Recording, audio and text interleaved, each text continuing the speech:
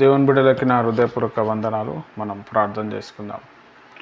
స్తోత్రం తండ్రి, పరిశుద్ధుడు అబ్రహాం మిస్సే యాకోబుల గొప్ప దేవానికి వందనాలు. వాక్యంలో వెళ్తున్నాం. మాతో మాట్లాడు, నాకు కనిపించు, అందరికీ కనిపించు, నాతో మాట్లాడు, అందరితో మాట్లాడు అని యేసుక్రీస్తు నామంలో ప్రార్థిస్తున్నాను తండ్రి, ఆమెన్. రైట్, మంచిది. ఈరోజు మనము ఆమోసు గ్రంథం గురించి మనం కొద్దిసేపు నేర్చుకుందాం. ఆమోసు గ్రంథము రాసిన రచయిత కూడా ఆమోసు గారే. ఆయన పశువుల కాపరి.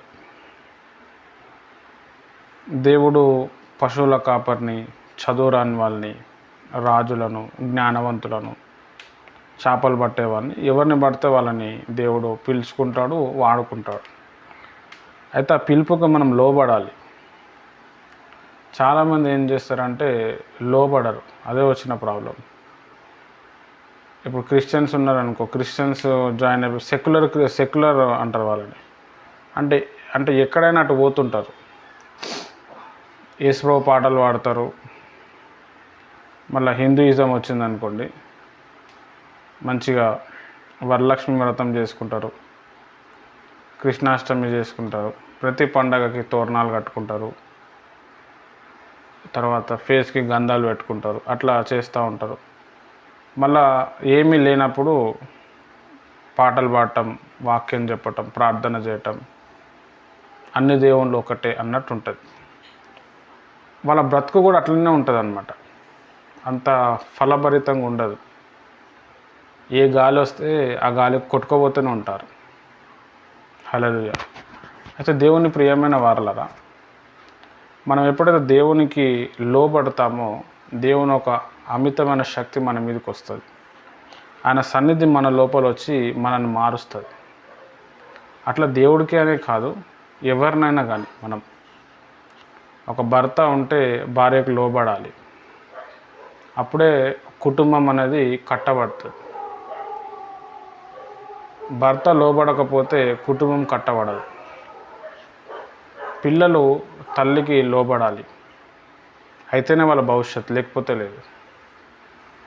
అట్లనే మనము కూడా దేవునికి లోబడాలి, అయితేనే మన భవిష్యత్తు, అయితేనే మన ఇల్లు కడతాం. లేదంటే ఏ గాలికి వస్తే ఆ గాలికి కొట్టుకోపోవటమే ఉంటుంది. సైతాన్ అదే చెప్తుంటాడు. అవి కూడా చేయొచ్చు, ఇవి కూడా చేయొచ్చు, అందులో కూడా ఉండొచ్చు, ఇందులో కూడా ఉండొచ్చు, ఏమవుతుంది, అందులో కూడా ఉందాం, ఇందులో కూడా ఉందాం, ఏమవుతుంది, ఇట్లా చెప్పి దేనికి కాకుండా అందులో ఫలభరితం ఉండదు, ఇందులో ఫలభరితం ఉండదు, అన్నిట్లో ఉంటారు. హల్లెలూయా. ఇక్కడ మనం ఆమోస్ గారిని చూస్తే ఆయన పశువుల కాపరి. దేవుడు తనని పిలిచినప్పుడు సరే అని చెప్పి ప్రవక్తగా ఆయన మారాడు. హల్లెలూయా. ఆయన గ్రంథం కూడా రాశాడు. చాలా ఇంపార్టెంట్ ఆమోసు గ్రంథంలో. ఈ గ్రంథంలో ఒక మాట ఏముంటుందంటే, మనం తినే ఆహారం అరగాలంటే కూడా దేవుని చిత్తం ఉండాలి అని చెప్పి తను గ్రహించి దాన్ని అర్థం చేసుకొని తన గ్రంథంలో రాసుకున్నాడు. దేవుని ఒక ఆత్మ చేత వాళ్ళు రాశారు. హల్లెలూయా. ఇక్కడ మనం కూడా ఇప్పుడు చాలామంది ఏంటంటే దేవుని ఒక పిలుపుకి లోబడకపోవటం కారణం ఏంటంటే దేవుని పరిశీలించకుండా ఏం చేస్తారంటే ఇష్టానుసారంగా మైండ్లో ఏదొస్తే అది చెప్తారు. ఇప్పుడు ఒక వ్యక్తి, ఇప్పుడు నేను ఉన్నాను, ఒకటి చెప్పాను అని అంటే దాంట్లో ఏదైనా తప్పులు వెతకాలి. తప్పేమీ లేదు, పరిశోధించాలి. బైబిల్ కూడా చెప్పింది ప్రతిదీ పరిశోధించు అని. పరిశోధించి సత్యం ఏందో తెలుసుకోవాలి. మేలైనది మనం వెంబడించాలి. మనం పరిశోధించము, మనం వెతకము, కానీ నోటికి ఏదొస్తే అది చెప్తాం. హాఫ్ నాలెడ్జ్ అంటారు వాళ్ళని, లేకపోతే ల్యాక్ ఆఫ్ నాలెడ్జ్, అసలు జ్ఞానమే లేదు, లేకపోతే సగం నాలెడ్జ్ ఉంది. హల్లెలూయా. అది చాలా డేంజర్ అన్నమాట. కాబట్టి ఎవరు ఏది చెప్పినా ఇక్కడ మనము సత్యాన్ని ప్రకటిస్తున్నాం. ఇప్పుడు నేనే ఉన్నాను, హిందూ దేవుళ్ళు దేవతలకి గురించి మాట్లాడుతూ ఉంటాను. వాళ్ళని నేను విమర్శిస్తలేను. ఒకప్పుడు నేను కూడా పూజించాను, అప్పుడు తెలియక. ఇప్పుడు కూడా చాలా గౌరవం హిందూ దేవుళ్ళు దేవతల మీద. ఇప్పుడు ఆంజనేయ స్వామి అంటాను, లేకపోతే వినాయక స్వామి అంటాను, శ్రీ విష్ణు గారు అని అంటాను. అంటే చాలా మర్యాదపూర్వకంగా మనం సంబోధిస్తాం. ఎందుకు అనంటే వాళ్ళ తండ్రి మన తండ్రి. మన తండ్రిని ఎవరైనా తిడితే మనకి ఎట్లయితే బాధ అనిపిస్తుందో వాళ్ళ తండ్రిని తిడితే కూడా అట్లనే బాధ అనిపిస్తుంది. కాబట్టి ఏ హిందువులు దేవుళ్ళకి మనం తిట్టము, కానీ మనం సత్యం చెప్తాం. ఇక ఇది సత్యము అట్లా అని చెప్పి క్రైస్తవుల దగ్గరకు వచ్చినప్పుడు కూడా చెప్తాం. క్రైస్తవుల చర్చెస్లో మనం చూస్తే ఫోటోలు ఉంటాయి, యేసుప్రభు బొమ్మలు. క్యాథలిక్ చర్చ్కి రండి చూద్దాం, చాలా యేసుప్రభు బొమ్మలు, మరియమ్మ బొమ్మలు. తప్పది, నిజదేవుని కప్పేస్తున్నాం. అట్లా అన్యుల్లో కూడా ఏమైపోయిందంటే నిజదేవుని కప్పేస్తున్నారు. మరి అది చెప్పొద్దా? నేను చెప్తానే కదా సత్యం తెలుస్తుంది. విమర్శిస్తలేను నేను, అది కరెక్ట్ కాదు, అది కరెక్ట్ పద్ధతి కాదు. నువ్వేంది మాకు చెప్పేది, నీది నువ్వు చూసుకో. మీ దేవుళ్ళు ఉన్న తర్వాత మళ్ళీ ఈడికి ఎందుకు వస్తున్నారు అని అంటారు. ఆడికి వస్తలేను నేను, అటు విమర్శిస్తలేను, ఖండిస్తలేను. అది రాంగ్ రూటు. సైతాన్ మిమ్మల్ని రాంగ్ రూట్లో తీసుకుపోయిండు. ఇగో ఇది కరెక్ట్ రూటు, ఇది సత్యము, ఇది మతము కాదు. మతంలో ఆచారాలు ఉంటాయి. క్రైస్తవ మతంలో కూడా చాలా ఆచారాలు ఉన్నాయి. ఆచారం నెంబర్ 1 ఏంటంటే సిలువను ధరించాలి. ఆచారం నెంబర్ 2 ఏంటంటే యేసుప్రభు బొమ్మ ఇంట్లో ఉండాలి, దానికి పూలు వేయాలి.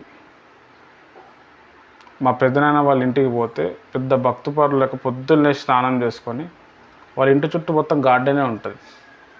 4-5 రకాల పూలు తీసుకొచ్చి ఆ ఫోటో చుట్టూ అలంకరించి దండం పెట్టుకుంటారు. కథ అయిపోయింది వాళ్ళ భక్తి. మళ్ళీ సాయంత్రం 4-5 గంటలకి ఒక కత్తి తీసుకొని మళ్ళీ పోయి సపా మళ్ళీ కట్ చేసుకొని మళ్ళీ 4-5 పూలు 10 పూలతో అలంకరించేసి మళ్ళీ దండం పెట్టుకొని వస్తారు. హల్లెలూయా. ఫోటో లేకపోతే వాళ్ళకి ప్రార్థన గుర్తుకు రాదు. అది మతం, అది ఆచారాలు. ఇక్కడ మనం మతం గురించి చెప్తలేం, మనం సత్యం చెప్తాం. సత్యం ఏమంటుంది? నువ్వు ఏడ మోకరించినా నేను వింటా అంటున్నాడు. అది సత్యం, అది సర్వసత్యం. అది దేవునికి స్థలంతో విషయం కాదు. బాత్రూంలో కూర్చి ప్రార్థన చేసినా దేవుడు వింటాడు, జవాబిస్తాడు. చాలామంది మన దగ్గర బాత్రూమ్ నుండి ప్రార్థన చేసి వాళ్ళ భర్తలను భార్యలను మార్చుకునే వాళ్ళు ఉన్నారు, పిల్లలను మార్చుకునే వాళ్ళు ఉన్నారు. కొంతమందికి అడగండి అన్యులని, నువ్వు ఏడ ప్రార్థన చేస్తున్నట్టే నేను బాత్రూంలో చేస్తున్నా అని చెప్తాడు. హల్లెలూయా. ఎందుకంటే దేవుని ప్రియమైన వాళ్ళు, దేవునికి స్థలంతో ఏమీ లేదు అని ఎక్కడ ప్రార్థన చేసినా వింటాడు. మా సంఘానికే రండి, మా సంఘంలో అభిషేకం ఉంది, ఇది కూడా తప్పు బోధ. అది బైబిల్లో చెప్పాలేదని ఉంటే ఎల్లప్పుడూ ప్రార్థన చేయండి అన్న, అంతే.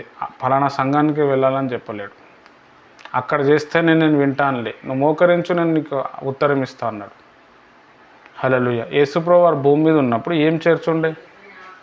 ఆయన పెందల కాడనే లేచి కొండ మీద పోయి ప్రార్థన చేసేటోడు, సముద్రం దగ్గర పోయి ప్రార్థన చేసేటోడు, ఒక్కొక్కసారి ఇండ్లలో వచ్చి ప్రార్థన చేసేటోడు. సముద్రంలో ప్రార్థన చేసినా జవాబు, ఇంట్లో చేస్తే కూడా జవాబు, కొండ మీద కూడా చేస్తే కూడా జవాబు. మరి కొండ మీద ఎందుకు వెళ్తున్నాడు బ్రదర్ అంటే, ఒక ప్రార్థన వాతావరణం రావాలని. మనం కూడా ఇంట్లో ప్రేయర్ చేస్తాం, కానీ అంత రాదు, అంత టచ్ అవ్వదు. అదే చర్చికి వెళ్ళండి, ప్రార్థన ఆత్మ ఉంటుంది, తర్వాత వాక్యానుసారమైన వాతావరణం ఉంటుంది. కాబట్టి ఇంతసేపు అయినా మనం చేయొచ్చు. వాతావరణం కోసం పోయేది. ఇప్పుడు నేను ప్రతి నెల మెదక్ చర్చికి వెళ్తూ ఉంటాను. అక్కడ ప్రార్థన వాతావరణం ఉంటుంది, కొద్దిసేపు ప్రశాంతంగా చాలాసేపు ప్రార్థన చేయొచ్చు. మైండ్ తొందరగా దేవునితో కనెక్ట్ అవుతుంది. ఇంట్లో కూడా చేస్తాం, కానీ ఇంట్లో సామాన్లు, పిల్లలు, బొంతలు, మెత్తలు, అన్నం వండటం, కూర వండటం, ఇవన్నీ టెన్షన్స్ ఉంటాయి. మధ్యలో మన వాళ్ళు ఫోన్లు కొడుతూ ఉంటారు. హల్లెలూయా. అంటే ఇక్కడ నేను చెప్పేది ఏంటంటే, దేవుని ప్రియమైన వాళ్ళరా, ఆమోసు భక్తుడు దేవుని పిలుపుకు లోబడ్డాడు. ఆయన పశువుల కాపరి, దేవుడు చెప్పిండని చెప్పి దేవుని కోసం నిలబడి దేవుని పరిచర్యకు వచ్చిండు. అందరినీ దేవుడు పిలుస్తాడు, నా దగ్గరికి రండి, నేను చెప్పింది నేర్చుకోండి, చెప్పింది లైఫ్లో అప్లై చేయండి అని. కొంతమంది, చాలా తక్కువ కొంతమంది ఏం చేస్తారంటే దేవునికి లోబడి వస్తారు. మిగతా వాళ్ళంతా కూడా అందులో ఉంటారు, ఇందులో ఉంటారు. అది నమ్ముతారు, ఇది నమ్ముతారు, మంత్రాలు నమ్ముతారు, చేతపడి నమ్ముతారు, లేకపోతే మస్జిద్కి వెళ్ళి తాయెత్తులు కట్టి స్పీడ్గా పనులు అయిపోవాలి. వారి జీవితం మీరు ఎప్పుడైనా గమనించండి, ఎప్పుడు కూడా ఏదో ఒక ప్రాబ్లం, ఏదో ఒక డిస్టర్బెన్స్ ఉంటూనే ఉంటుంది. ఎందుకంటే పూర్తి విశ్వాసం ఒక దాంట్లో పెడతలేము, అది వాళ్ళ లోపం. అది హల్లెలూయా. ఇక్కడ క్రైస్తవత్వం మొత్తం కూడా దేని మీద బేస్ అయిందంటే విశ్వాసం మీద. నమ్ముట నీ వలన అయితే నమ్మువానికి సమస్తము సాధ్యం.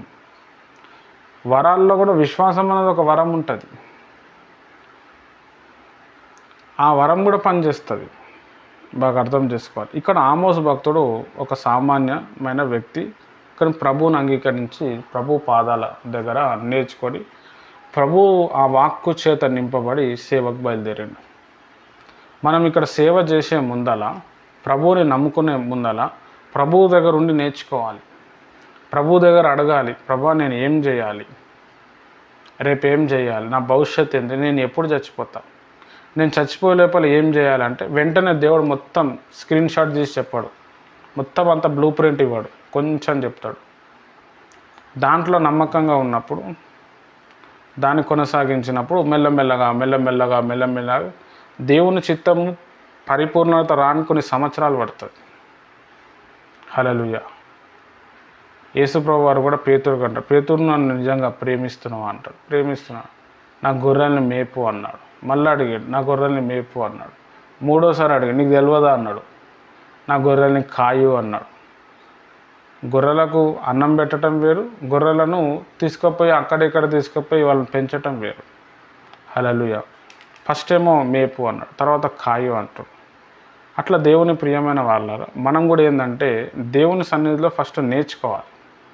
నేర్చుకునే అనుభవం ఉంటేనే మనం దేంట్లైనా కొనసాగెళ్తాం. చాలామందిలో ఈ నేర్చుకునే మనస్తత్వం లేక విభేదాలు చేస్తుంటారు. అది అట్లా కాదు, అది రాంగు, నీకేం తెలుసు, ఇక మా దాంట్లో అట్లుంది ఇట్లుంది. ఇక్కడ ఫస్ట్ నేర్చుకోవాలి. ఒకవేళ తప్పు ఉందనుకో, నువ్వు శాస్త్రపరంగా రుజువు చేపియాల, నోటి ద్వారా ఏది చెప్తే అది కాదు. హల్లెలూయా. నేను ఆత్మల సంపాదన అని చెప్పి ఒక వాక్యం మనం ఈ 10 days ప్రేయర్లో ఒకసారి పంచుకున్నాం. ఒక హిందూ సహోదరుడు ఏం చేసిండంటే, ఆత్మల సంపాదన అంటే అసలు దాని గురించి ఏం వినక, అన్ని ఆత్మలు నీ మీద పడిపోతాయి, నీకు కూడా 3 మేకులే సిలువ కొట్టాలి అప్పుడు పోతాయి అని చెప్పి నాకు కామెంట్ పెట్టిండు. పక్కా హిందూ అన్నాడు. పెడుతుంటారు, కొంతమంది చూస్తుంటారు. ఆ వాక్యం మొత్తం చూడలేడు ఆయన. ఆత్మ అనుకుంటే ఏదో మామూలుగా దురాత్మలేమో అనుకున్నాడు. నేనేం రిప్లై ఇచ్చిన అంటే, thank you brother, God bless you అని చెప్పి రిప్లై ఇచ్చేసిన. హల్లెలూయా. ఎందుకంటే వాళ్ళకి తెలియదు, వాళ్ళు పరిశోధించరు. నేర్చుకునే మనసు ఉండదు. నేర్చుకుంటే పరిశోధిస్తే ఏడా మారిపోతామో అని చెప్పి వాళ్ళు రారు. అట్లయితేనే వాళ్ళు బతకగలుగుతారు. హల్లెలూయా. ఆర్ఆర్కే మూర్తి గారు పక్కా బ్రాహ్మణ. ఆయన బైబిల్లో ఉన్న తప్పులు తీసుకొద్దామని బైబిల్ చదివితే బైబిల్ ఆయనలో ఉన్న తప్పులు పట్టుకొని ఆయన ఒక మహా పండితుడిగా మార్చేసింది. ఆయన చాలాసార్లు చెప్పిండు, చనిపోయిండు ఆయన. కాబట్టి బైబిల్ దగ్గరికి ఎవరు వచ్చినా కానీ బైబిల్ వాళ్ళ తప్పులు పట్టుకుంటుంది. వీళ్ళు రారు చెయ్యరు కాబట్టి వీళ్ళకి తెలియదు. అయితే ఇక్కడ మనం నేర్చుకోవాల్సింది ఏంటంటే, ఆమోస్ భక్తుని దగ్గర నుంచి దేవునికి మనము లోబడాలి. దేవుని దగ్గర కొన్ని రోజులు నేర్చుకోవాలి. దేవుడు ఒక్కొక్కరికి ఒక్కొక్క దర్శనం ఇస్తాడు, ఒక్కొక్కరికి ఒక్కొక్క భారం ఇస్తాడు, ఒక్కొక్కరికి ఒక ఆలోచనతో నింపుతాడు. ఆ ఆలోచన మనం తెలుసుకోవాలి, ఆయన సన్నిధిలో రావాలి. పాత నిబంధనలో ప్రత్యక్ష గుడారం అనేది ఉంటుంది, ఒక పెద్ద టెంట్ ఉంటుంది. ఎవరైనా వచ్చినప్పుడు యాజకుడు అంటాడు, వచ్చేటప్పుడు లోపలికి ఫస్ట్ గంగాళం అంటారు. గంగాళం అంటే ఒక తొట్టి, వాటర్ తొట్టి అనుకోండి. ఆ తొట్టితోటి కాళ్ళు చేతులు అన్నీ కడుక్కోవాలి. కడుక్కున్న తర్వాత పరిశుద్ధపరచుకొని, ముఖం కడుక్కొని, నోరు కడుక్కొని, ఆ గంగాళం దగ్గర కడుక్కొని లోపల ఎంట్రీ ఇవ్వాలి. అక్కడ సన్నిధి బల్ల ఉంటుంది, అవి తినాలి రొట్టెలు. తర్వాత పరిశుద్ధమైన స్థలం, అతి పరిశుద్ధమైన స్థలం, అతి పరిశుద్ధ స్థలంలో పోయి ప్రభువుని ఆరాధించాలి. ఇది స్ట్రక్చర్ అన్నమాట. అక్కడ నుంచి మంచిగా అయిపోయిన తర్వాత మళ్ళీ వచ్చేయాలి. ఎవడైనా పాపంతో ఉండి అటు పోయిండు అనుకోండి, వాడు అతి పరిశుద్ధమైన స్థలంలో పోగానే ఫట్టని చచ్చిపోతాడు. ఆ వ్యక్తిని తీసుకోవడానికి మనం పోయినాం అనుకో, మనలో పాపం ఉంటే మనం కూడా చచ్చిపోతాం. అయితే అప్పుడు ఏం చేసేవాళ్ళంటే వీళ్ళు వెళ్ళే లోపల బయట నుంచి వీళ్ళు ఏం చేస్తున్నారు, నడుముకు తాడు కట్టేటోళ్ళు. ఇప్పుడు క్యాథలిక్స్ కావచ్చు, సిఎస్ చర్చెస్ని చూడండి, వాళ్ళు పెద్ద వైట్ గౌన్ వేసుకొని మధ్యలో ఒక నల్లటిదో లేకపోతే గ్రీన్ కలర్దో ఒక తాడు కడతాడు. ఆ తాడు కట్టే ఆ కల్చర్ ఆడ నుంచి వచ్చిందనమాట. బైబిల్ మిషన్లు కూడా కొంతమంది కడతారు అనుకుంటా. అక్కడ పడిపోయింది అనుకోండి అతి పరిశుద్ధమైన స్థలంలో, ఆ తాడు పట్టుకొని గుంజేస్తారు వెనకాలకి. హల్లెలూయా, బాగా అర్థం చేసుకోవాలి. ఆయనను తీసుకుపోయి మళ్ళీ పాతి పెట్టేస్తారు. అట్లా దేవుని ప్రియమైన వారలారా, దేవుని సన్నిధిలో ఫస్ట్ రావాలి, కూర్చోవాలి, కొన్ని రోజులు నేర్చుకోవాలి. దేవుని చిత్తం అర్థం అవడానికి కొన్ని సంవత్సరాలు పడుతుంది. దేవుడు చెప్పేంత వరకు మనము మూవ్ అవ్వద్దు. హల్లెలూయా, చాలా ఇంపార్టెంట్. నువ్వు నాకు చెప్తావా లేదా, నువ్వు దిగుతావా దిగవా, నువ్వు నాకు చెప్పు అని దేవుడు అడిగేంత వరకు, చెప్పేంత వరకు. యాకోబు అదే చేశాడు, నువ్వు నన్ను ఆశీర్వదించే వరకు నేను వదలనని చెప్పాడు. పెనుగులాడిండు. మనం కూడా ప్రతిరోజు దేవునిలో పెనుగులాట నేర్చుకోవాలి. మనం గొప్ప వ్యక్తులు ఎప్పుడవుతారు అంటే దేవునితో పెనుగులాట. మనకు లోకంతో అవసరం లేదు, మన బంధువులతో అవసరం లేదు, మన శత్రువులతో అవసరం, దేవునితో కావాలా. దేవునితో పెనుగులాట. నాకెందుకు ఆశీర్వాదం ఇవ్వవు, నాకెందుకు ఆ పవర్ ఇవ్వవు, మనుషులను బాగు చేసే పవర్ నాకు ఎందుకు ఇస్తలేవు, నాకు ఈ సమస్య ఎందుకు పోతలేదు, ఇంకా నేను ఎన్ని రోజులు ఆగాల, ఇంకా ఎన్ని రోజులు అంటే అన్ని రోజులు ఆగుతా, కానీ నాకు ఆ పవర్ కావాలి. నువ్వు ఇస్తేనే నేను పోతా, నువ్వు ఇయ్యనంతవరకు నేను పోనని అది రావాలి. అది ఒక్క రోజులో రాదు. అది మెల్లమెల్లగా ఆ ఓపిక ప్రార్థనలో గడపడం ఒక్క రోజులో రాదు. కొన్ని రోజులు చేయాలి. అందులో ఒక ప్రాక్టీస్ మనం ఏం చెప్పినాము అంటే లింక్ ప్రేయర్ చేయమని చెప్పినాం. మరి అది ఎంతమంది చేస్తారో తెలియదు. నేను చెప్తేనే చేయటం కాదు, నేను చెప్పినా చెప్పకపోయినా మీరు చేయాలి. నా మీద ఆధారపడితే ఆగమైపోయినట్టే. దేవునితో పెనుగులాట. భారతదేశం పటం కొనుక్కొని దానికోసం ప్రేయర్ చేయని కూడా చెప్పాను. మరి ఎంతమంది చేస్తారో మనకు తెలియదు, కానీ చేయాలి. పెనుగులాట. మీరే ఆశీర్వదింపబడతారు. మీకు కావాల్సిన ధనము సమకూర్చబడుతుంది, మీకున్న ఇబ్బందులు పోతాయి. ఎందుకు అనంటే ప్రార్థన అనేది ఒక ఉద్యోగం అన్నమాట. మనం దేవుని దగ్గర ఉద్యోగం చేసినప్పుడు జీతం దేవుడే ఇస్తాడు. మీరు ఒక 5 రోజుల్లో 10 రోజుల్లో ప్రార్థన చేయండి, 1 గంట 2 గంటలు దేశం కోసం దేనికోసం అన్న చేయండి, ఖచ్చితంగా మీకు డబ్బులు వస్తాయి, మీ అవసరతలు తీర్చబడతాయి. అప్పటి వరకు ఉన్న శోధన మాయమైపోతుంది. దేవుడు ఎప్పుడు కూడా మనకు రుణంగా ఉండాడు. మన రుణం ఎప్పుడు పెట్టుకోడు, ఆయన ముందే ఇచ్చేస్తుంటాడు. హల్లెలూయా, చాలా ఇంపార్టెంట్. సరే, మనం సబ్జెక్ట్లోనికి వద్దాం. ప్రవక్తల గ్రంథాల్లో సామాన్యంగా గమనించినట్లు ఈ గ్రంథం కూడా రచయిత పేరు కలిగి ఉన్నది. ఆమోస్ అనగా భారము మోయువాడు. ఆమోస్ అంటే భారము మోయువాడు. అప్పటి కాలంలో పేర్లు పెట్టడానికి ఒక సందర్భం ఉంటుండే, ఒక కాన్సెప్ట్తో పేరు పెట్టేటోళ్ళు. మోషే ఉన్నాడు, నీళ్ళ నుంచి తీయబడ్డాడని అతనికి మోషే అని పేరు పెట్టారు. హల్లెలూయా. యూదా అనే పేరు ఉంది. యూదా అంటే స్తుతి. స్తుతి అన్న యూదా అన్న కూడా స్తుతి. అది హీబ్రూ భాషలో స్తుతి అంటే యూదా, తెలుగు భాషలో స్తుతి. ఇక్కడ ఆమోసు అంటే భారము భరించువాడు. హల్లెలూయా. అట్లా అని చెప్పి ఆయనకు ఆ పేరు ఇవ్వబడటం జరిగింది. మన పేరుకు తగ్గట్టుగా మనం జీవించటం చాలా ఇంపార్టెంట్. అతడు తెకోవ గ్రామమునకు చెందినవాడు మరియు అతని నేపథ్యము వెనుకబడిన తరగతి. పశువుల కాపరిగా పని కలిగి ఉండేను మరియు కొంత వ్యవసాయం కూడా చేసేవాడు. ఆమోస్ గారు ఆయన పశువుల కాపరి ప్లస్ వ్యవసాయం రెండు ఉండే ఆయన లోపల. అంటే అటు పశువులను చూసుకుంటా ఇటు వ్యవసాయం చేసుకుంటా. తర్వాత ఏమైపోయిండు, దేవుడు పిలిస్తే దేవుని పరిచర్యకు వచ్చిండు ఆయన. హల్లెలూయా. ఆయన బ్యాక్గ్రౌండ్ అంతా కూడా పేదరికం అన్నమాట. దేవుని దృష్టిలో పేదరికము, మంచోడు చెడ్డోడు ఏముండదు, అందరూ పిలుస్తాడు. కొంతమంది నా పిలుపుకి లోబడతారు. అందులో ఆమోస్ భక్తుడు పశువుల కాపరి, ఆమోసు భక్తుడు వ్యవసాయం చేసేటోడు. ఆమోసు గారి జీవితం పేదరికం ఉన్నను ప్రభువు దగ్గరకు వచ్చాడు. అట్లా చాలామందిని పిలిచిండు దేవుడు. ఇప్పుడు మోషే భక్తుడు ఐగుప్తు దేశానికి వెళ్ళి రక్షించిండని మనం చెప్తాం, మనకు తెలుసు. మోషే కంటే ముందు దేవుడు చాలామందిని పిలిచిండు, కానీ ఎవ్వరు కూడా దానికి రెస్పాండ్ అవ్వలేదు. మోషేనే రెస్పాండ్ అయ్యాడు.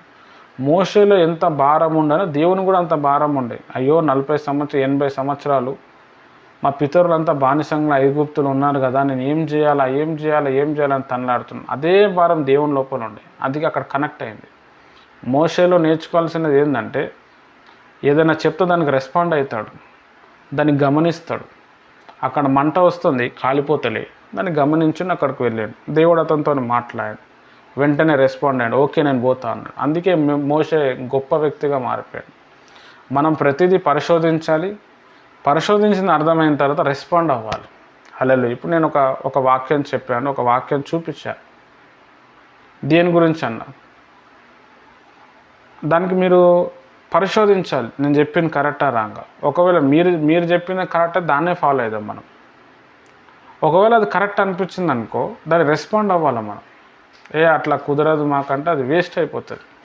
ఇప్పుడు నేను మా అయ్యగారు దగ్గర ఉన్నాను, దేవుడు ఆయనకి ఇచ్చిన కొన్ని ప్రత్యక్షతలు, దేవుడు నాకు కొన్ని ప్రత్యక్షతలు ఇస్తే దానికి రెస్పాండ్ అయ్యి, అరే ఇది కరెక్ట్ కాదని చెప్పి మనం వేరే రూట్ మనం వెళ్ళిపోతున్నాం.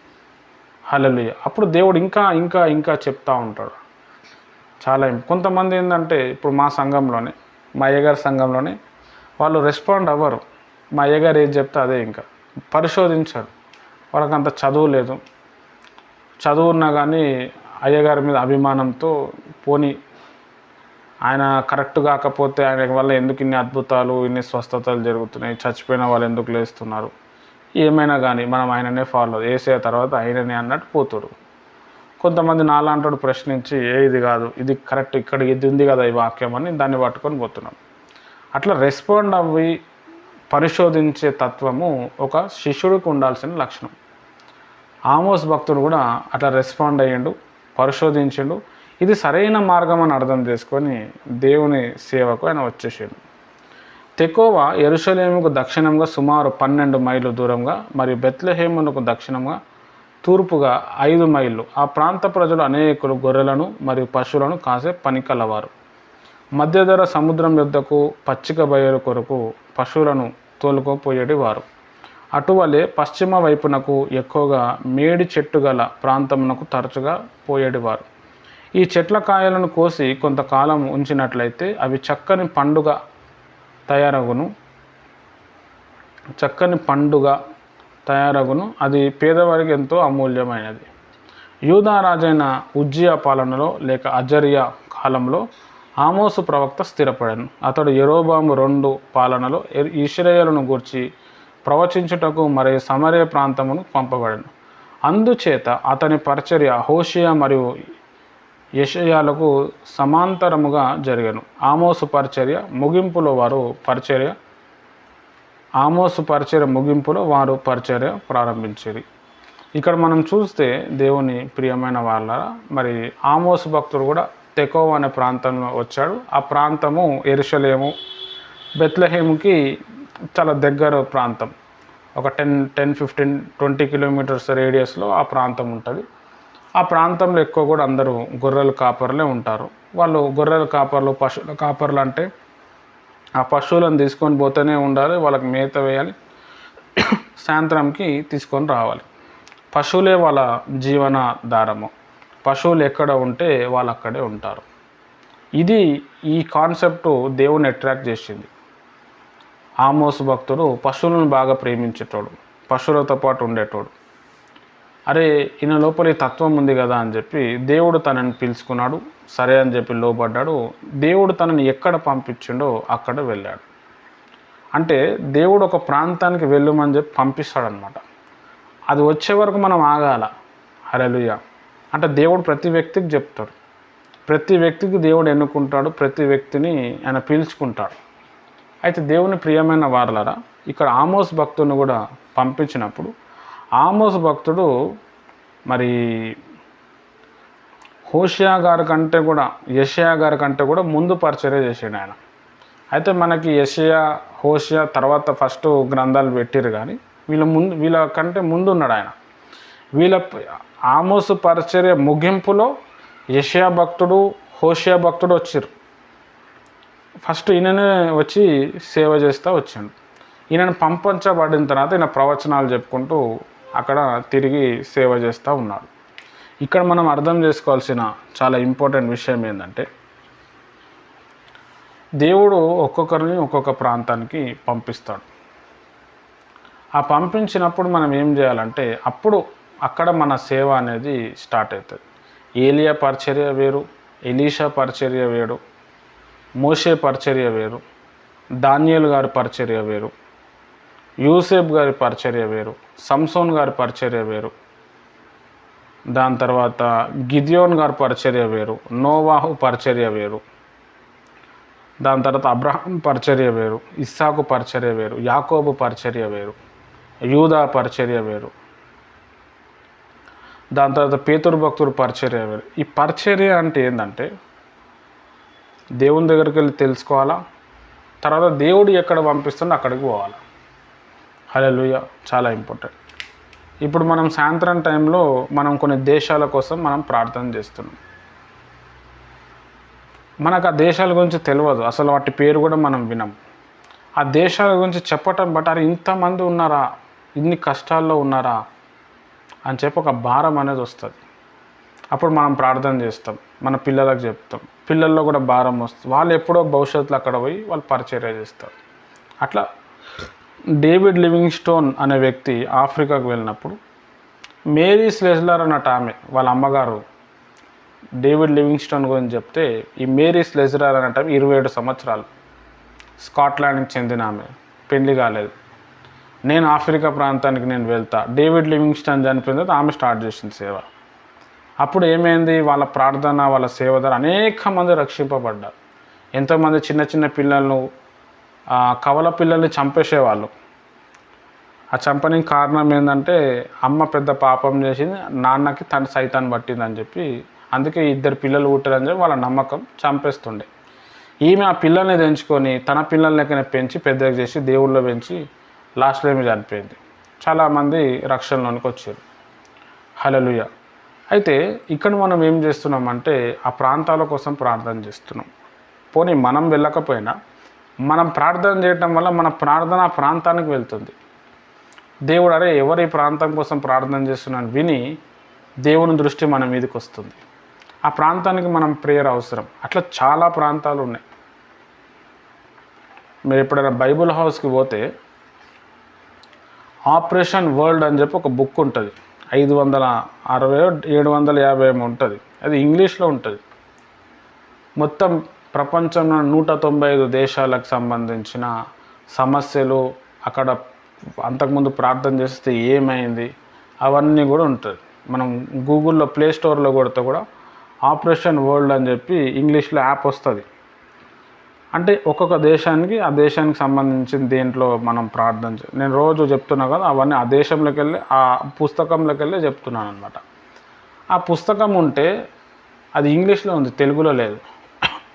ఆ పుస్తకం ఉంటే మనం రోజు ఒక దేశం కోసం ప్రార్థన చేస్తాం. హల్లెలూయా. తక్కింది దేవుడు చూసుకుంటాడు. ఆ దేశం గురించి చదువుతాం, ఓహో ఆ దేశం ఇట్లా అయిందని తెలుస్తుంది. అక్కడ ఇబ్బంది ఉంది కాబట్టి మనం అక్కడ పోవాల్సిందే. పరిచర్య అంటే ఖచ్చితంగా బయటికి వెళ్ళాల్సిందే. అట్లా ఆమోస్ గారు ఏం చేశారంటే ఒక ప్రాంతం నుంచి ఇంకో ప్రాంతానికి పంపబడ్డారు. హల్లెలూయా, చాలా ఇంపార్టెంట్. మనం ఎప్పుడు కూడా ఒక దగ్గరే ఉండకూడదు. డేవిడ్ లివింగ్ స్టోన్ గారి ప్రార్థన ఏంటంటే, ప్రభా నువ్వు ఎక్కడ పంపిస్తే నేను అక్కడ వస్తా, కానీ ప్రతి ప్లేస్లో నీ సన్నిధి నాకు కావాలా. మోషే భక్తుడు కూడా అదే అంటాడు, ప్రభా నీ సన్నిధి లేకుండా నేను బయలుదేరలేను, నువ్వు వస్తేనే మేము అందరినీ తీసుకొని పోతాం. అట్లా మోషే ఎక్కడ నడుచుకుంటూ వెళ్ళిండో అక్కడ దేవుడు కూడా మోషేతో పాటు అగ్నిస్తంభంగా మేఘస్తంభంగా వచ్చాడు. హల్లెలూయా. అయితే మనం కూడా సేవలో ఒక ప్రాంతానికి వెళ్ళినప్పుడు ఆ ప్రాంతానికి దేవుడు కూడా వస్తాడు. మనం ఎప్పుడూ నిరాశ చెందకూడదు. సిటీలో పుట్టిన వాళ్ళు పల్లెటూరులో పంపిస్తాడు, పల్లెటూరులో పుట్టిన వాళ్ళని దేవుడు సిటీలో పంపిస్తాడు, పల్లెటూరులో పుట్టిన వాళ్ళకి ఇంకో పల్లెటూరుకి కూడా పంపిస్తాడు. అది ఆయన ఇష్టం. మనం అన్నిటికీ రెడీ అవ్వాలి. ప్రభా దొడ్డు బియ్యం తినాలి అంటే తినాలంతే. ఒక్కొక్కసారి అన్నం ఉండకపోతే అట్లనే పడుకోవాలి. అట్లా ఎంతో భారం కలిగి ఉంటేనే దేవుని పరిచర్య జరుగుతుంది. ఇక్కడ ఆమోస్ భక్తుడు కూడా మనం చూస్తే చాలా భారం కలిగి ఆయన పరిచర్య మొదలుపెట్టాడు. చాలా భారం కలిగి ఆయన పరిచర్య చేశాడు. యెరోబాము ఉత్తర రాజ్యముకు పునరుద్ధరించి పూర్వపు శాంతిని మరియు ఐశ్వర్యం తిరిగి తీసుకొని వచ్చాను. కానీ 10 గోత్రములు దేవునికి విభిన్నముగా మారిపోయాను. వారు దేవుని సన్నిధిని అపవిత్రపరిచిరి. వారికి ఇష్టం వచ్చిన బలులు దేవునికి అర్పించిరి. దేవుడు ఆదేశించినవి వారు తీసుకొని రాలేదు. దేవుని ధర్మశాస్త్ర ఆజ్ఞలను వారు విసర్జించిరి. వారిలో వ్యభిచారము సామాన్యమైనదై వారి భూభాగమంతయు విస్తరించెను. ఆమోసు వారి మధ్య పంపబడెను. దేవుని తీర్పుని వారికి ప్రకటించుటకు, వారి ఆలోచనలను మరియు ప్రవర్తనను మార్చుకొనుటకు పంపబడెను. అతడు వినాశనమును ప్రకటించు ప్రవక్త అని పిలువబడెను. అతని సందేశం అన్నిటిలోనూ దేవుని తీర్పు తీసుకొని వచ్చు బాధాకరమైన విషయంలోనే అతడు ప్రకటించాను. అంతేకాదు దేవుడు తన ప్రజలను విడిచిపెట్టాడని, దేవుని యందు నిరీక్షణ వారికి కలుగునని ఆమోసు ప్రకటించాను. దేవుడు వారికి విమోచన ఆశీర్వాదం దయచేయునను వాగ్దానముతో ఈ గ్రంథము ముగియును. అతడు రాబోవు రాజ్య నాశనమునకు ప్రవచించాను, కానీ క్రీస్తు ద్వారా జరుగు పునరుద్ధానం కూడా అతడు వివరించాను. ఇక్కడ మనం చూస్తే మరి ఇజ్రాయెల్ దేశం రెండుగా జీలింది. ఒకటేమో యూదా దేశంగా మారింది, ఇంకొకటి ఇజ్రాయెల్ దేశం. 10 గోత్రికులు. ఈ 10 గోత్రికులు ఏంటి అంటే యూదా రాజ్యం ఏదైతుందో వాళ్ళు కొంచెం దేవుళ్ళు నిలబడ్డారు. ఇజ్రాయెల్ రాజ్యం పెద్దగా నిలబడ్డాయి. అలాంటి వ్యక్తుల దగ్గర ఈయనని దేవుడు పంపించాడు.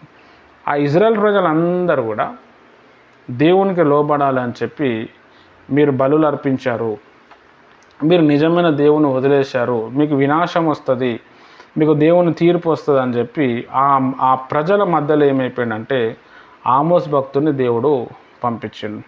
ఈయనని వినాశం ప్రకటించు ప్రవక్త అని కూడా పేరు వచ్చింది. అంటే ఆయన ఎప్పుడు కూడా నువ్వు అదే అయిపోతావు, నువ్వు ఇదే అయిపోతావు, దేవుడు నీకు చెప్తున్నా అని డైరెక్ట్గా చెప్పేటోడు. ఇక్కడ మనం ఒక పాయింట్ అర్థం చేసుకోవాల్సిన విషయం ఏంటంటే, దేవుడు ఎందుకు ప్రవక్తను పంపించాలా? దేవుడే నాశనం చేసేస్తే అయిపోతుంది కదా, లేకపోతే దేవుడే ఆకాశంలోకి వెళ్ళి గట్టిగా మాట్లాడితే అయిపోతుంది కదా అని అంటే అట్లా మాట్లాడాడు. దేవునికి కొన్ని రూల్స్ అండ్ రెగ్యులేషన్స్ ఉన్నాయి. ఒక రాజును మనం చూస్తే ఆ రాజు వచ్చి డైరెక్ట్ పబ్లిక్తో కలవరు. ఆ రాజు ఏం చేస్తాడు అంటే ఆయన ముందర కొంతమంది మధ్యవర్తులు ఉంటారు, వాళ్ళకి పోయి చెప్తాడు, నేను ఇట్లా వస్తున్నాను, మన వాళ్ళకి రెడీ ఉండమని చెప్పి. ఈవెన్ దో తన భార్య దగ్గరకు పోవాలంటే కూడా అక్కడున్న కొంతమందిని పంపిస్తాడు, నా భార్యని ఈ రూమ్కి తీసుకురండి, ఆమెతో మాట్లాడేది. ఈయన ఓడు అనమాట. అది రాజరికం. అది అట్లనే దేవునికి కూడా ఒక రాజరికం ఉంది. దేవుడు ఎంత ఒక మనిషిని ప్రేమిస్తుందో చూడండి. ప్రవక్తలు అంటే దేవుని ఒక స్వరం మాట్లాడేవాళ్ళు, మనుషులకి దేవునికి మధ్యలో ఉండేవాళ్ళు. వీళ్ళు దేవుడు పంపిస్తే చెప్తున్నాడు మీరు నాశనం అయిపోతారు, అయినా కానీ దేవుడు మిమ్మల్ని రక్షిస్తాడు, నిరీక్షించండి అని దేవుని ఒక వాగ్దానంతో ఈ గ్రంథము క్లోజ్ అయిపోతుంది. మనం ఆమోసు గ్రంథం చదువుతూ ఉంటే అంతా ఎవరినో తిడుతున్నట్టు, ఎవరి మీద శాపం వస్తున్నట్టు మనకు అనిపిస్తుంది. ఎందుకు వస్తుంది అనేది మనం ఇక్కడ తెలుసుకోవాలి. ఇజ్రాయెల్ ప్రజలు బలులు అర్పించి దేవునికి దూరం అయిపోయారు. వాళ్ళ మధ్యలో దేవుడు ఆమోస్ ప్రవక్తను పంపించి వాళ్ళకి ప్రవచనాలు సువార్త చెప్పిండు. హల్లెలూయా. దేవుడు మాటలు మీరు చూడండి, ఎంత గద్దించినా చివరిలో ఏముంటుందంటే, సరే నా మీద ఆధారపడండి, నేను బాగు చేస్తా అంటాడు. మీరు అట్లా చేసి ఇట్లా చేసి నాశనం అయిపోతారని ఫస్ట్ చెప్తాడు. తర్వాత తనకు తానే మనం ఎక్కడ డౌన్ అయిపోతామో ఆయననే సమర్పించుకుంటాడు. అంటే ఎంత ప్రేమ కనబడుతుందో చూడండి. ఇక అది కొత్త నిబంధనలు అయితే మొత్తం ఆయన ప్రేమనే చూపించేసాడు. అంటే దేవుని యొక్క క్వాలిటీస్ అన్నమాట. దేవుని గురించి బాగా డీప్గా తెలుసుకోవాలంటే ఓన్లీ బైబుల్లోనే క్రైస్తవత్వంలో వస్తేనే తెలుస్తుంది, కానీ మిగతా దేంట్లో కూడా తెలియదు. ముస్లిమిజంలో చూసుకోండి, హిందూయిజంలో చూసుకోండి, దేవుని యొక్క మనసు మనకు అర్థం కాదు. బహుదేవతల ఆరాధికులు వాళ్ళు హిందూయిజంలో ఉండేవాళ్ళు. ఒక్కొక్క దేవునికి ఒక్కొక్క విలక్షణ స్వభావం ఉంటుంది. హల్లెలూయా. కానీ ఇక్కడ బైబిల్లో దేవుణ్ణి మనం చూస్తే ఆయన మైండ్ సెట్ అంతా అర్థమవుతుంది. అంటే ఆ ప్రజల్ని నాశనం చేయకముందు దేవుడు తన ప్రవక్తను పంపించాడు. అట్లా దేవుడు మనల్ని ప్రేమిస్తూ ఉన్నాడు. ఇప్పుడు మన మధ్యలో కూడా చాలామంది సేవకురాలు వాళ్ళు వస్తూ ఉంటారు. వాళ్ళు ఎందుకు వస్తారు అంటే దేవుని ఒక ప్రేమ. ఇప్పుడు నేనున్నాను, మీ దగ్గరకు వస్తున్నాను, రే బ్రదర్ నా కోసం మీరు అంత దూరం నుంచి వచ్చిర్రు, మీరు చాలా గ్రేట్ అని అంటారు. నేనేం గ్రేట్ కాదు, దేవుడు ప్రేమిస్తున్నాడు అని నా ద్వారా చెప్తున్నాడు అంతే. దేవుడు గ్రేట్. దేవుడు నన్ను పంపిస్తే నేను రాగలిగాను, దేవుడు నన్ను పిలిచిండు, నేను దాన్ని వాడుకున్నాను, వచ్చేసిన దేవుని కోసం చెప్పేసిన. మీరు దేవుని మీద ఆధారపడాలి. ఇక్కడ జరుగుతుంది ఏంటంటే, అరే బ్రదర్ వచ్చిండు, ఆయనలో చాలా పవర్ ఉంది, ఏదైనా బ్రదర్ వస్తేనే అవుతుంది, బ్రదర్ అడుగు పెడితేనే అవుతుంది. నన్నే చూస్తారు కానీ నన్ను పంపించినోని చూస్తలేరు. హల్లెలూయా. నా ప్లేస్లో వేరేవాడు ఉన్నాడు అనుకో, నేను తోపు, నేను తురుము, నేను వస్తేనే అవుతుంది మీకు అని చెప్తారు. బైబిల్ వాక్యం తెలియదు కాబట్టి వాళ్ళు అట్లా మాట్లాడతారు. ఇక్కడ సబ్జెక్ట్ ఏంది బాగా అర్థం లేదు. ఆమోసు ప్రవక్తను దేవుడు పంపించిండు. దేవుని కోసం ఆయన భరించి ఏం చేసిండంటే, అసలు ఆయన పేరు భరించేటోడు అని అర్థం. వచ్చి దేవుని కోసం వాక్యం చెప్పిండు, తనలాడిండు ఆయన. మీరు నాశనం అవ్వద్దు, దేవుడు మిమ్మల్ని పిలుస్తున్నాడు, మీరు పాపాలు మానుకొని రండి, నా దగ్గరకు రండి, దేవుని కోసం నిలబడండి అని చెప్పిండు ఆయన. జ్ఞానవంతులు ఏం చేస్తున్నారంటే, అరే దేవుడు మనల్ని ఇంత ప్రేమిస్తున్నాడు కదా, తన దాసుని పంపించింది కాబట్టి దేవునికి మనం లోబడాలి. విశ్వాసులు ఏం చేస్తారు అని అంటే, దేవునికి లోబడకుండా ఆడ దాసునికి లోబడుతూ ఉంటారు. హల్లెలూయా. దాసుడే దేవుడు అయిపోతూ ఉంటారు. కాబట్టి దేవుని ప్రియమైన వారలారా, ఇక్కడ ఆమోస్ గ్రంథంలోకి వెళ్ళి మనం ఓవరాల్గా నేర్చుకోవాల్సిన విషయం ఏంటంటే, మన జీవితంలో దేవుడు చాలామంది సేవకులను పంపిస్తాడు, అనేక విషయాలు చెప్తాడు. అంటే దేవుడు మనల్ని ఎంత ప్రేమిస్తున్నాడు, ఆయన ఎంత మన మీద కనుదృష్టి పెట్టిండు, మనం ఆయనకు ఎంత లోబడాలి, మనం ఆయనకు ఎంత చేయాలో ఈ ఒక్క పాయింట్ మనం తెలుసుకోవాలి. హల్లెలూయా. ప్రతి దేవుని మీద ఆధారపడడం నేర్చుకోవాలి. అంటే దేవుడు చాలా ప్రేమిస్తూ ఉన్నాడు, దేవుడు చాలా ఆయన ఆప్యాయత చూపిస్తున్నాడు, ధైర్యం ఇస్తూ ఉన్నాడు. నేనున్నాను, భయపడకండి, ప్రార్థన చేయండి, విడుదల వస్తుంది. ఆ వ్యక్తి కాకపోతే ఆ దైవజనుడు మనతో రివర్స్ ఉన్నాడు అనుకోండి, వాని తీసి ఇంకొకరిని పంపిస్తాడు. మన సంఘ కాపరి మనకి విరుద్ధంగా నడుస్తూ ఉన్నాడు, మనకి కరెక్ట్గా లేడనుకో, దేవుడు ఇంకొకరిని పంపించుకుంటాడు. హల్లెలూయా. ఇది చాలామందికి తెలుస్తలేదు. సంఘానికి మనం ఇబ్బంది పెట్టినా మనకే ఇబ్బంది. పౌలు భక్తుడు ఆయన మారకముందు, మారు మనసు పొందకముందు సంఘాన్ని ఇబ్బంది పెట్టిండు. దేవుడు దిగి మాట్లాడితే ఆయన చల్లబడ్డాడు. దైవజనునికి ఇబ్బంది పెట్టినా మనకి ఇబ్బంది పెట్టినా ఏ దైవజనుడు ఆ దైవజనుని కూడా దేవుడు ఇబ్బంది పెడతాడు. పోనీ ఒక దైవజనుడు మనకి మాటలు వింటలేడు, మనకు లోబడతాడు, మన దగ్గరకు వస్తలేడు, దేవుడు ఆయనను పక్కన పెట్టి ఇంకొకరిని పంపిస్తాడు. అది బైబిల్లో ఉంది, హెచ్కేల్ గ్రంథంలో ఉంది. నేను పిలవలేదు, వాళ్ళు వచ్చారు, వాళ్ళు తిండిపోతోలు, వాళ్ళు పాపులు, వాళ్ళు కుక్కలు లాంటి వాళ్ళని నేను పిలవలే. అయితే నా స్వరం విని నా హృదయానుసారాలను నేను మీ దగ్గర పంపిస్తా. వాళ్ళు మీకు మంచి మేత వేస్తారు, మంచి పచ్చిగా గల చోట్ల మిమ్మల్ని తీసుకుపోతారు. ఇదే యెహోవా వాక్కు. వాళ్ళు గాయాలు పిండుతారు, వీళ్ళు గాయాలు పిండలేదు, వీళ్ళకి నేను పిలువనే లేదు, వాళ్ళు వచ్చారు అని చెప్తూ ఉంటారు. కాబట్టి ఇక్కడ దేవుడు గొప్పవాడు అనమాట, పాస్టర్ కాదు. వచ్చిండు, వెళ్ళిపోయిండు, అయిపోయింది అంతే. అయితే దేవుడు మనల్ని ఎంతగా ప్రేమిస్తుండో మనం తెలుసుకొని ఆయనకు లోబడి జీవించటం చాలా ప్రాముఖ్యం. ఆ పిలుపుకి మనం లోబడాలి. మన జీవితంలో కొంతమంది సేవకులు వస్తారు, వాళ్ళలో మంచి ఉంటుంది, చెడు ఉంటుంది. చెడు సైతాన్ ఎఫెక్ట్ వల్ల వాళ్ళకున్న సిట్యువేషన్ బట్టి వాళ్ళు అట్లా తయారవుతారు. దాన్ని మనం వదిలేసుకొని మంచిదే తీసుకొని దేవుని స్తుతించుకుంటూ దేవుని మీద ఆధారపడుతూ మనం ముందుకు వెళ్ళాలి. దేవుడి మాటలు దీవించునుగాక. ఆమెన్. ప్రార్థన చేసుకుందాం.